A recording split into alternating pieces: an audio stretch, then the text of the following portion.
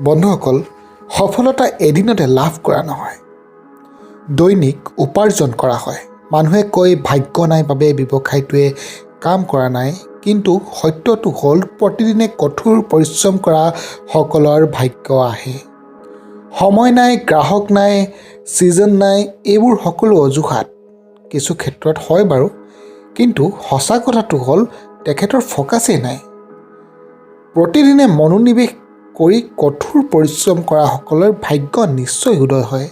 ব্যৱসায় এটাৰ প্ৰকৃত মূলধন হ'ল ধাৰাবাহিকতা আৰু নিষ্ঠা। ব্যৱসায়টো য'ত মালিকে শিকে আৰু প্ৰতিদিনে উন্নতি কৰে, তাতেই আগবাঢ়ি যায়।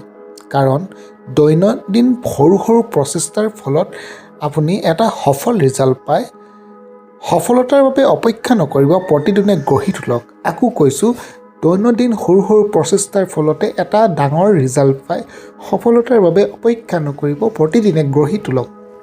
সফলতা এদিনতে লাভ কৰা নহয়, দৈনিক উপাৰ্জন কৰা হয়।